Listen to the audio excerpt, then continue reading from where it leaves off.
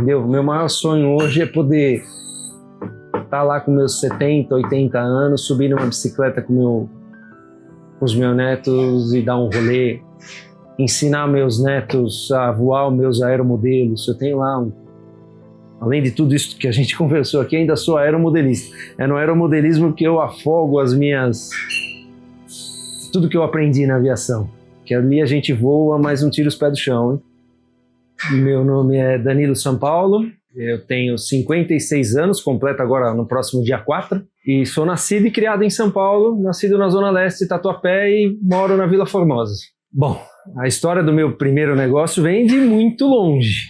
É complicado, eu nasci dentro de uma fábrica de plásticos. Meu pai era muito curioso, gostava muito de máquinas, ele era Hoje a gente fala de reciclagem, né? Naquela época a gente falava que ele era sucateiro mesmo de material plástico. Sucata pós-indústria. Retirava material das empresas, reprocessava e aquilo voltava para o processo da indústria plástica de novo. Desde que eu me conheço por gente, isso sempre foi o que a gente viveu. Então eu estou dentro da indústria do plástico desde criança.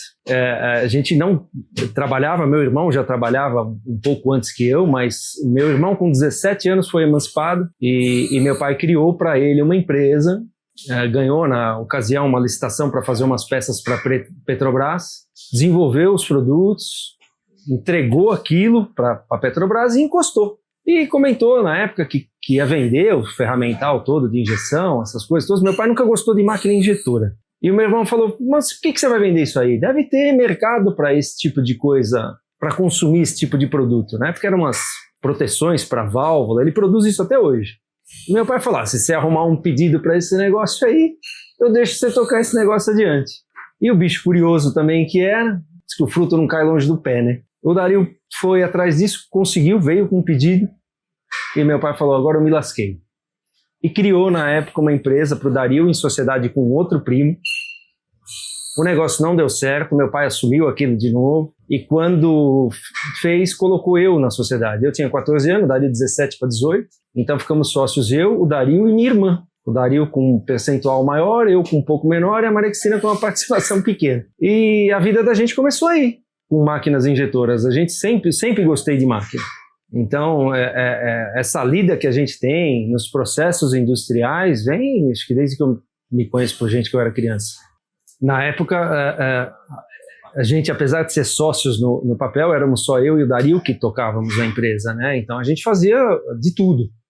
Era eu, ele, depois vieram mais alguns ajudantes, o pessoal trabalhando, mas a gente desenvolveu isso no caso, a Provalin, que é a empresa dele, que existe até hoje, inclusive. Continua fazendo parte da linha de produtos dele, existe até hoje, ele continua fazendo. A gente fazia tudo, fazia entrega, trabalhava nas máquinas, é a vida de pequeno empresário mesmo, né? Comercial era o Dario quem fazia, até porque eu não tinha idade suficiente para isso ainda, né? Eu com 17 anos eu era peão. Quando eu conheci minha esposa, ela me chamava de engraxadinho, porque eu vivia sujo de graxa. Às vezes eu tô aqui dentro, eu acho que eu tenho ainda uns 14, 15, 16, 18 anos, porque eu ainda continuo fazendo a mesma coisa. Se tiver que trocar molde, eu troco. Se tiver que consertar a máquina, eu conserto. Agora, essa história com os produtos, com a diversão ao coisa, foi uma evolução. E quando a gente conversou por esses dias, e a gente vem puxando pela memória, né? Como é que a gente chegou até aqui? É um negócio maluco de se pensar. Meu nome é Simone Morgado São Paulo, eu tenho 55 anos, eu nasci em São Paulo e moro em São Paulo. Eu conheci o Danilo em 1987, eu trabalhava em uma locadora de vídeo e o Danilo era um cliente da locadora. E a gente se conheceu lá, fez amizade, eu tinha 17 e o Danilo 17. Já desde 87. Mas não trabalhava com ele, aí eu era secretária numa outra empresa já. Quando foi, logo depois que a gente casou, teve uma oportunidade de eu trabalhar com o Danilo, eu saí da empresa que eu estava grávida e não sabia, mas eu fui trabalhar com o Danilo, em 96, em 95, Na época era uma empresa de um amigo dele que tinha arrendado e a gente ia trabalhar junto, acabou não dando certo, depois de um tempo. Era empresa de plástico também, né? De injeção também. Aí acabou não dando certo. Aí minha filha nasceu e depois eu fui trabalhar num banco. e fiquei trabalhando tudo. Depois, quando eu tive o Murilo, que primeiro foi a Júlia, quando nasceu, quando eu tive o Murilo, que o Murilo tinha acho que uns 2 anos e meio, aí eu comecei a trabalhar com o Danilo. Assim, essa parte do começo, as pessoas, até que o pessoal que trabalha, como é que você aprendeu a mexer nas máquinas? Foi na raça. Pode-se dizer que a gente é autodidata no negócio, porque eu não tenho um curso de formação técnico-profissional em plástico e nem nada. Foi na lida realmente do dia a dia, no aprendizado, das pessoas que você conhece. Meu pai me ensinou até muita coisa, eu falo que eu aprendi com ele o que não fazer. Mas assim, é um processo de aprendizado contínuo. Eu descobri muito cedo que eu não servia para trabalhar para ninguém. Então a gente já tinha essa coisa do empreendedorismo sem saber. Eu tentei sair dessa vida, juro que eu tentei. Ninguém sai, eu comentei até outro dia num podcast, que ninguém quando criança diz, vou ter uma empresa na vida e vou fabricar dadinhos, por exemplo, que é o que a gente faz hoje, que é o carro-chefe da nossa produção. Na minha vida, desde criança, a única coisa que eu quis ser na vida era ser piloto de helicóptero. Meu sonho era voar. Mas assim, puxando de novo na memória, eu me dei conta de que nesse sonho de querer voar, nessa questão de querer ter uma carreira na aviação, eu criei 3 empresas. Foi a Duepratic, na ocasião, quando em 1991 que eu fui fazer o meu primeiro curso de aviação. E eu fui fazer o curso com a cara e com a coragem, trabalhando ainda, eu, meu irmão. Na época, em 1991, o sonho de qualquer mulher na cozinha era ter um forno de micro-ondas. Era a coqueluche da cozinha, era ter um forno de micro-ondas. Era lançamento. Eu conheci 2 irmãos naquela ocasião, e ele falou, você trabalha com plástico? Trabalho. Eu falei, rapaz, eu tenho a ideia de fazer um negócio que eu trouxe de fora do país, achei aquilo interessantíssimo. Era um negócio para esquentar 2 pratos de micro-ondas ao mesmo tempo. Era uma bandeja com 4 perninhas, você punha dentro do micro-ondas, punha um prato embaixo e outro prato em cima. Falei, dá para fazer? Eu falei, tá, não é tão difícil de você pensar, quanto que custaria? Bom, na lousa da escola, lembro disso até hoje, como se fosse hoje. Ele falou, rapaz, vamos fazer esse negócio junto? Falei, rapaz, eu não tenho dinheiro para isso não. Falei, mas eu tenho dinheiro para vir aqui frequentar o curso de aviação. Ele falou, não, para fazer o ferramental eu tenho. A gente faz a ferramenta, você me ajuda no desenvolvimento, e se o negócio der certo vendendo, a tua parte fica, você se encarrega da produção, do início da produção, e a gente toca o negócio. Eu terceirizava toda a parte industrial de injeção com um amigo do meu pai, que também são os anjos que a gente fala que aparecem na vida da gente. E o Vicente era um deles. Isso em 91. Em 92 a gente já estava vendendo do Duepratic. Aquilo foi um estouro, cara. Nós fizemos 5 feiras de utilidade doméstica, na época no AMB, no Parque do AMB, 5 feiras de utilidade doméstica. E de 92 até 95, próximo a 1996, aquilo foi um arregaço. Cresceu exponencialmente, o negócio bombou. Foi a primeira empresa, me afastou um pouco da aviação. Mas aí quando eu desfiz essa sociedade, um pouco antes, a Simone estava grávida da Júlia já estava casado. Em 94 a gente já estava casado. 95, pouco antes da Júlia nascer, eu acabei desfazendo a sociedade. A gente se desentendeu por N motivos e eu acabei desfazendo a sociedade. E quando eu desfiz a sociedade dessa primeira empresa, eu voltei de novo os olhos para a aviação. Falei, agora eu vou acabar o que eu comecei em 1991. Nessa época meu pai já havia falecido, eu já era pai da Júlia, a Júlia já era nascida. Meu pai deixou na época um seguro de vidas para minha mãe, que ela repartiu entre eu e meus irmãos. Meu irmão investiu na empresa dele e eu voltei os olhos de novo para a aviação. Fui conseguir habilitar piloto privado em 1998. Eu já era casado, já tinha uma filha pequena, recém-nascida, e eu ainda assim insisti com a aviação. Fui conseguir habilitar piloto comercial no ano de 2000, instrutor de voo em 2001. Uma foi essa do Duepratic, a segunda foi a Adrilli Promoção e Eventos. Para começar na aviação, eu falei, o que eu faço agora? Eu precisava arrumar um emprego. Eu não podia largar o que eu tinha e tentava a vida na aviação. Eu falei, o que eu posso fazer de diferente para me encaixar nesse meio? Foi aí também que eu descobri que eu não servia para trabalhar para os outros, não. Eu sempre tive uma formiguinha de querer fazer as coisas do meu jeito. Então a gente, buscando esse caminho, né? Falei, o que eu vou fazer de diferente? Todo dia no campo de Marte estava o Danilo lá, procurando um lugar ao sol. Aí surgiu a Adrilli Promoções e Eventos. Era uma empresa que a minha irmã tinha criado para fazer ações com bebidas, energético, em casas de show, balada. Eu liguei para ela e falei, Maria Cristina, sua empresa está ativa ainda? Ela falou, tá, eu vou fechar. Eu falei, não fecha, transfere ela para mim. Transferi a empresa para mim e fui correr atrás dos voos panorâmicos.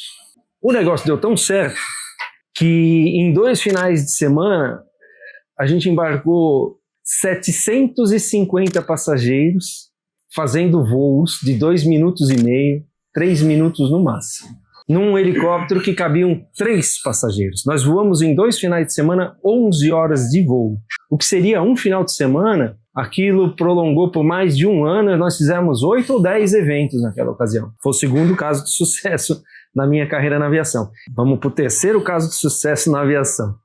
A terceira empresa que eu criei voando, sem querer. A história dos dadinhos começou porque lá atrás, já não era mais sócio do Dario, ele tinha um cliente que trouxe para ele uma demanda com dados. O rapaz trazia para ele uns dadinhos de acrílico e ele trouxe para o Dario fazer a gravação dos dados. E eu olhava aquilo com curiosidade, porque pode ser legal, deve dar para fazer jogo educativo, alguma coisa assim com dadinho. Eu achava aquilo curioso. E era um processo muito artesanal aquilo. Meu irmão, incomodado com aquilo, falou para o cliente dele, falou, eu vou modificar o processo de produção do dado e se der certo, vai me dar uma vantagem aí na produção, eu vou conseguir fazer a mesma coisa de um jeito mais rápido. O rapaz falou para ele, não tá certo isso aí, já tentaram fazer, injetado isso não funciona. Aí ele falou, não, dá certo, eu vou fazer por conta e risco. Fez, desenvolveu, melhorou o processo, começou a fazer as coisas de forma mais rápida. Passou um tempo, esse cidadão aprendeu o pulo do gato e largou o Dario no meio do caminho, largou o Dario na mão. E no fim das contas passou 1 ou 2 anos, ou não sei se ele resolveu trocar o Dario por outro fornecedor ou se de fato o produto, por ser promocional à época, morreu. E o Dario ficou com máquina, com tamboreador, com molde, com dadinho. E nessa época eu já estava me aventurando na aviação, nos anos de 2001 aí. Aí eu falei pro meu irmão, eu falei só, vou fazer um dadinho para dar de brinde nas minhas ações, no táxi aéreo. E achei interessante porque as pessoas saíam de dentro do shopping e queriam um dado. Você vai fazer um voo? Não, não vou voar, mas só me dá um dadinho. Me dá 2 dadinhos? E eu dava. Falei, caramba, não é possível, as pessoas... Chaveirinho no formato de dado, né? Um negócio tão banal, as pessoas saem de lá de dentro para vir aqui e quer o dado. Falei, deve ter algum mercado para isso. Aí pensei na minha cabeça e fiz 6 modelos de chaveiro diferentes, com ideogramas. Fui para 25 de março, pastinha debaixo do braço, fiz um protótipo desse dadinho aqui, que é o que a gente conhece como Cubos do Amor Light, e mostrei para o dono da loja. Ele falou, sai fora disso, pelo amor de Deus, você não vai conseguir vender um negócio desse aqui, mas nem por decreto. Na minha loja, não. Saí de lá, liguei para um primo meu, tinha 5 lojas na 25 de março, bijuteria e brinquedo. Falei, a coisa dos anjos, lembra que a gente falou? É sobre pessoas. Falei, careca, eu tô aqui na 25 de março. Oséias, é o careca do chapéu. Eu tô aqui na 25 de março, eu tô com uma ideia de fazer um negócio assim, assim, assado. Falei, Danilinho, assim, ó, nem vem na loja hoje porque eu tô enrolado. Eu não vou conseguir te dar atenção. Falei, faz assim, eu tô com a tua prima aqui, vai lá em casa hoje à noite que a gente pede umas pizzas e a gente conversa com calma. Tá bom, combinado. Levei o protótipo desse, do Cubos do Amor Light, e esses chaveirinhos que a gente chamava de kanji. Ele olhou aquilo e falou, onde você teve essa ideia? Eu falei, não, par de dadinho, já tem um movimento assim, assim, assado, tem loja de shopping que já tá vendendo, alguma coisa parecida com isso. Ele falou, você tem condição de fazer isso? Eu falei, tenho. Falei, pode fazer. Eu falei, pode fazer e pode entregar nas 5 lojas que eu vou vender esse negócio. E eu fiz. Tudo isso em paralelo, trabalhando na aviação, trabalhando com meu irmão, fazendo meus rolos, tentando a carreira na aviação, fazendo voo panorâmico. Falei, esse negócio para mim eu acho que vai ter mais potencial do que eu tentar a vida e a sorte na aviação ainda. Botei as coisas na loja do careca, o negócio começou a vender. Ele falou, Danilo, vou te indicar um garoto aqui que trabalhou comigo desde jovenzinho, tá trabalhando com representação, ele e o irmão dele, é o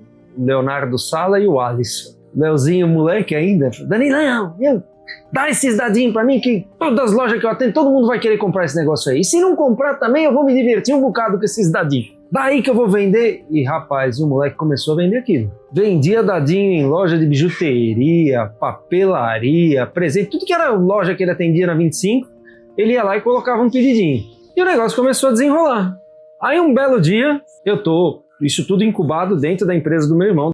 Na época ele falou, isso tudo aqui está encostado, está parado, eu não tenho mercado para isso, se você quiser desenvolver, eu gastei tanto com tal coisa, tenho máquina, tem isso, tem aquilo, custa tanto, você vai tocando a tua vida aí, do jeito que der, você põe na caderneta e vai me pagando.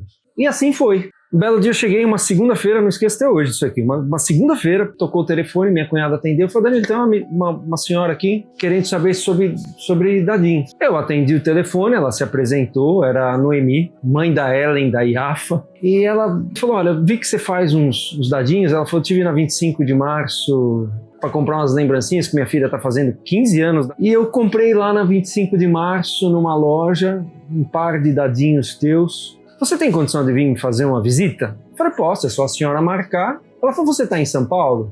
Eu falei, tô, na zona leste de São Paulo. Ela falou, então, eu tô perto do metrô Praça da Árvore. Eu falei, a senhora pode marcar qualquer dia. Ela falou, não, vem agora. Eu falei, eu tenho máxima urgência em conversar com você. Eu falei, tá bom, me dá o endereço. Peguei o endereço dela, peguei o carro, fui até lá, ao escritório dela. Na época, eles eram talvez os maiores importadores de artigo erótico do Brasil. Ela falou, senta aí. Sentei na mesa dela. Ela pegou uma caixinha, um monte de dadinhos que ela tinha trazido das viagens dela, dadinho em inglês, em espanhol, com desenho. Ela falou, você tem condição de fazer isso aqui? Eu falei, tecnicamente sim. Eu falei, tem mercado para isso? Ela falou, tem, e você não sabe o tamanho disso. Ela falou, eu vou ser muito sincero com você. Paguei, na época, eu lembro até hoje, paguei R$ 2,50 num par de dadinhos seus na loja da 25 de março. Esse fornecedor atual me vende esse par de dadinho por 5.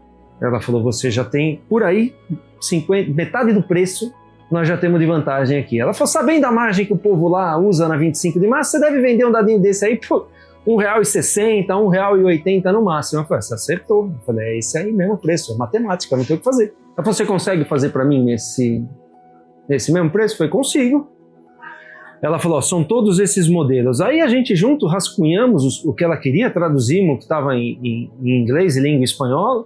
Chegamos lá em, acho que 10 modelos de dadinhos diferentes.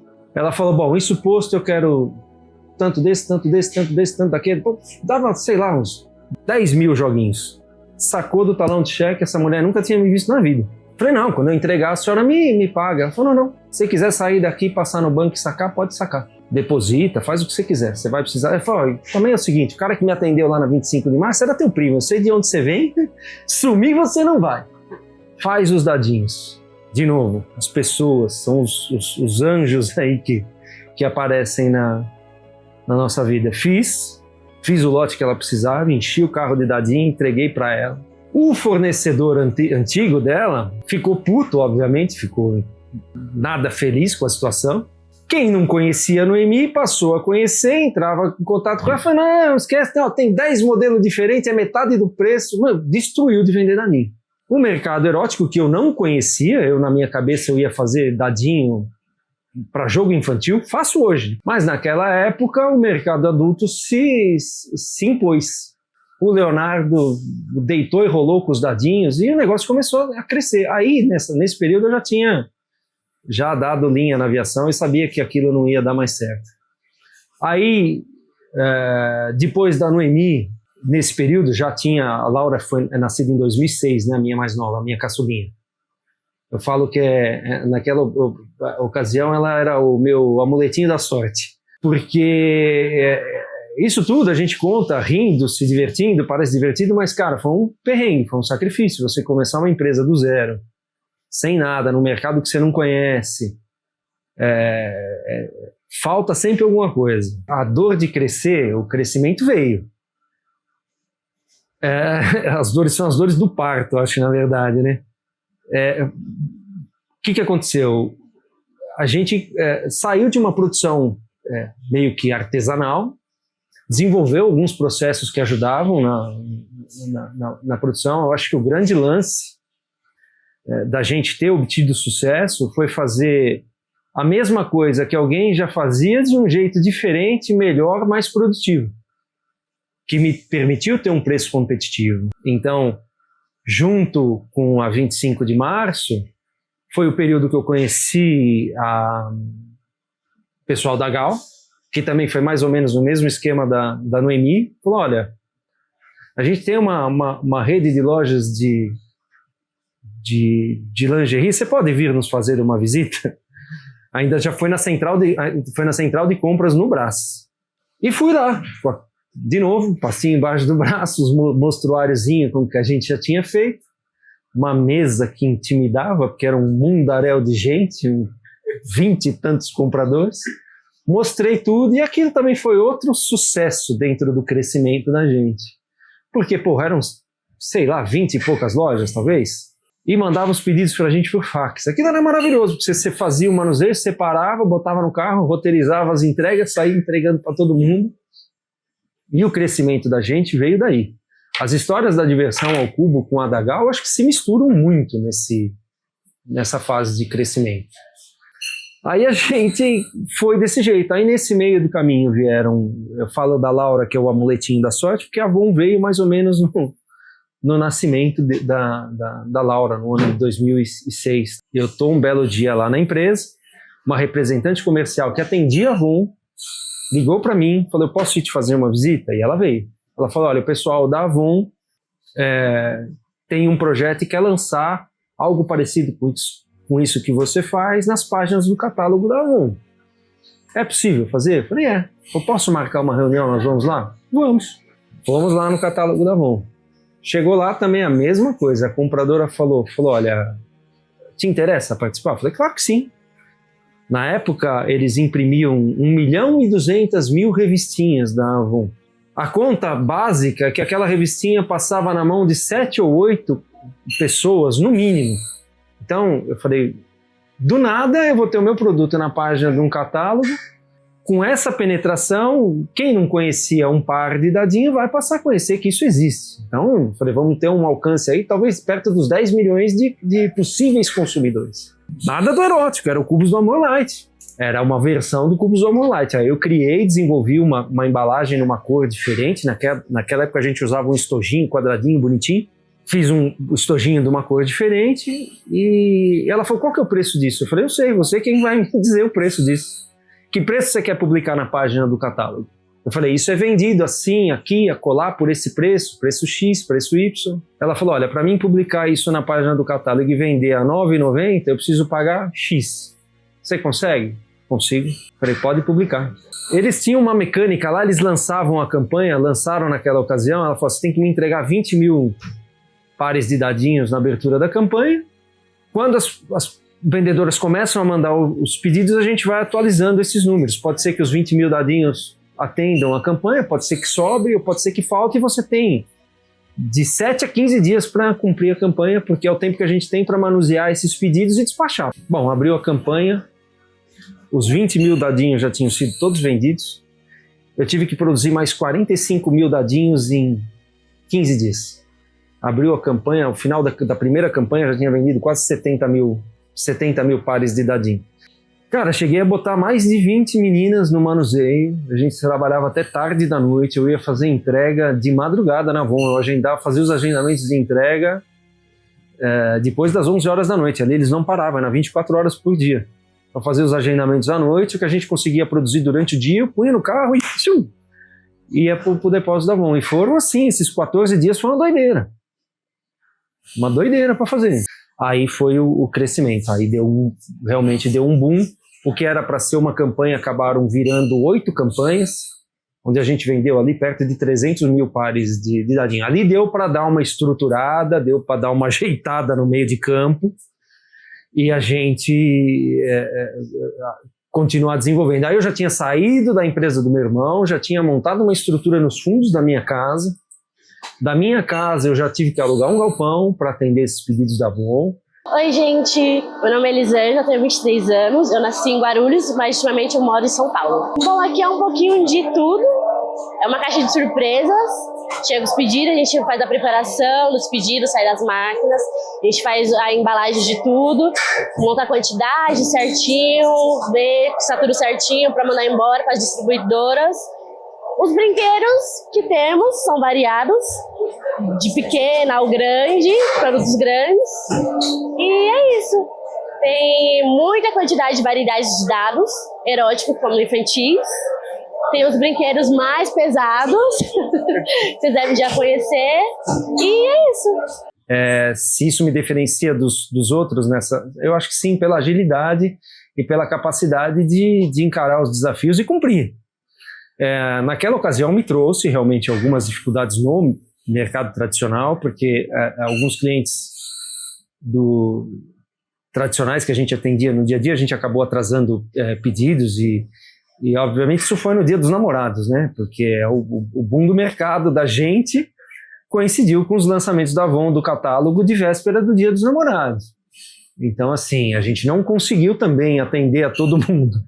Alguma coisa, você cobria a cabeça e tinha que descobrir um pouquinho os pés. A maioria dos clientes entendeu a situação, sabia que era uma questão, uma oportunidade de mercado que a gente tinha e que isso de algum jeito iria nos ajudar e nos faria melhores e mais fortes na sequência do processo. Mas teve cliente que, infelizmente, eu acabei perdendo para essa etapa aí. O Danilo, ele é o coração, o cérebro, tudo da empresa, né? Porque, assim, a cabeça dele não para, né? Então, eu confio muito nele. Confio muito, porque mesmo com todas as dificuldades, ele sempre estava correndo atrás, né? Ele nunca parou, nunca falou... Eu nunca ouvi do Danilo, não vai dar. Essa coisa, não vamos conseguir, nunca. Então, o Danilo é um cara, quebra injetor, ele vai lá, arruma. Para fazer um produto, parece que é fácil, mas não é. São vários tipos de materiais que tem que ser testado, pigmentação, a cor. E ele vai atrás de fornecedor de material até aquilo ficar perfeito, né? Então, tira várias vezes o produto para ver. Então, eu vejo o Danilo incansável com as coisas. Incansável de fazer. Então... nunca teve uma coisa que eu vi mesmo ele falar, não vai dar. Eu acho que do trabalho todo que eu realizo aqui, eu acho que ninguém vê, não sei, o pessoal que está de fora, que consome os produtos da gente, e eu acho que em geral, de uma maneira geral na indústria é assim, as pessoas não têm noção do que é necessário para você criar uma linha de produtos, você desenvolver um produto, colocar ele no mercado, fazer com que ele seja economicamente viável, que seja interessante para o comprador, é muito difícil. São muitas etapas no processo. Aqui no dia a dia da gente, eu faço de tudo aqui dentro. Claro que a gente tem pessoas em pontos chaves, em pontos estratégicos dentro da nossa operação aqui, mas se faltar alguém, ou se precisar, eu faço de tudo. Se tiver que gravar dadinho, eu gravo. Se tiver que operar as máquinas, eu opero. Não é o foco, porque o foco da gente hoje é prospectar novos negócios, desenvolvimento de novos produtos, melhorar o processo todo dentro da fábrica, o que por si só já é difícil, mas é um trabalho de formiguinha, todo dia a mesma coisa. E eu acho que uma das coisas boas que vieram ao longo desses tantos anos são os relacionamentos que a gente tem, comerciais, industriais, os parceiros que a gente tem, tanto os clientes como os fornecedores. A gente acabou nesse período conhecendo bastante gente, né? Então, de novo, é sobre pessoas. São as pessoas que estão ao teu lado no dia a dia, que seguram na mão e não te deixam ir para baixo. E eu tive, não sei se é sorte, mas eu tive a felicidade de, nesse período todo, durante todos esses anos, ter muita gente perto de mim. E é sempre nos momentos mais difíceis que você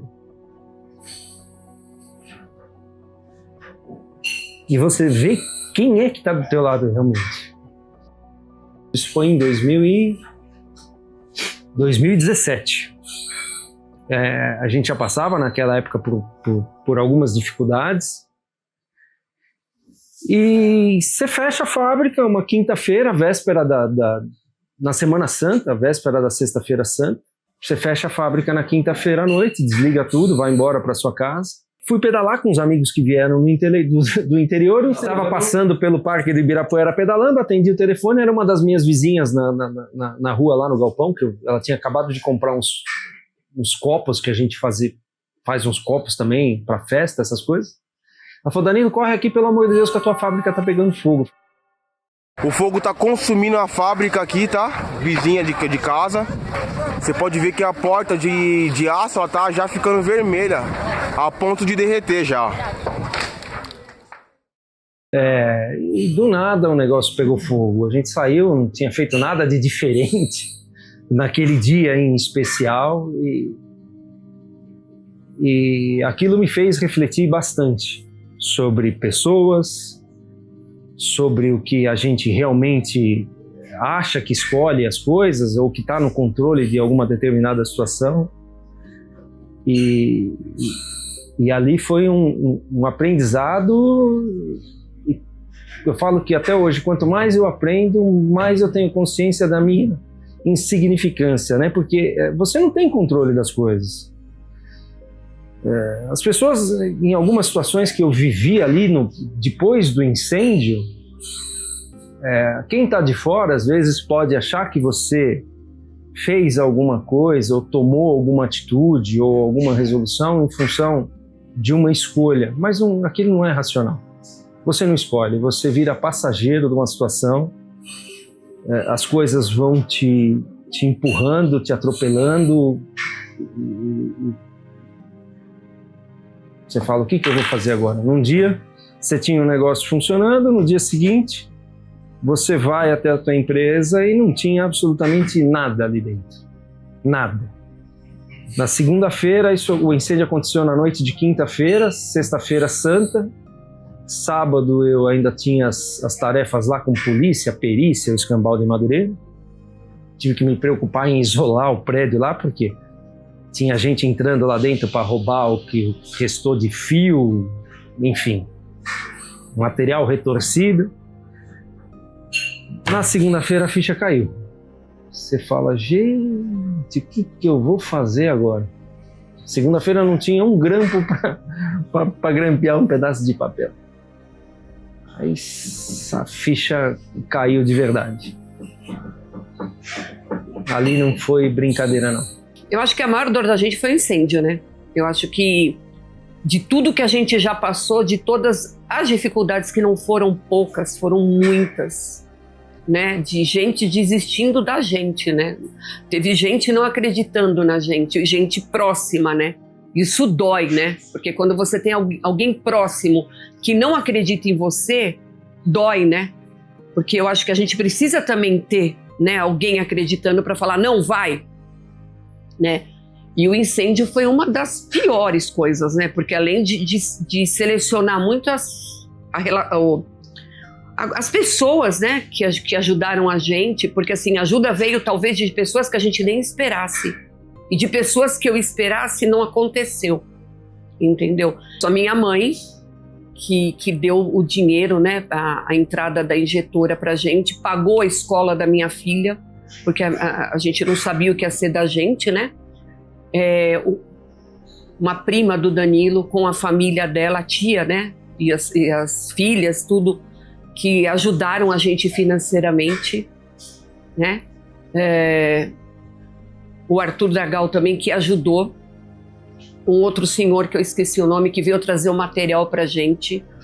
Porque além do incêndio a gente perder as máquinas, a gente perdeu tudo. A gente não tinha uma caneta para assinar, não tinha um papel para escrever, né? Isso a gente foi descobrir na segunda-feira que voltamos, né, a colocar as coisas em ordem.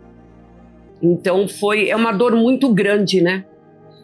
Você não ter as coisas, né? E você começar a perceber que tá faltando, né? O básico, né? E você ter funcionário que precisa do dinheiro, né? Do salário, da família da gente que tem que, né, comprar as coisas para casa, para manter a família, e você não saber o que vai acontecer.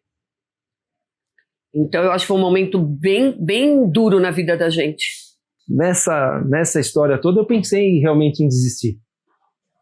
Falei: eu vou catar latinha na rua, eu vou voltar para aviação, vou fazer qualquer outra coisa, mas eu acho que eu não vou conseguir voltar mais a fabricar dadinho, não tinha mais nada, não tinha máquina, não tinha os arquivos digitais, não tinha a biblioteca de clichês, fotolitos, não tinha mais absolutamente nada. A única coisa que eu continuava possível fabricar eram os meus copos promocionais. Eu conseguia ainda produzir um dadinho, porque a parte dos ferramentais, essas coisas, como eu terceirizava essa parte da produção, eu conseguia, mas eu não conseguia mais pintar um dado. Se só fiquei de pé, eu vou te falar por quê. Por causa dos meus fornecedores, dos meus clientes, de chegar na porta da minha fábrica um fornecedor de muitos anos com o carro cheio de material. Outros amigos, Danilo, você tem condição de comprar material hoje? Não, não tenho. Estou comprando para mim, tenho aqui disponível 1000 quilos de material para você, pega, paga do jeito que você puder.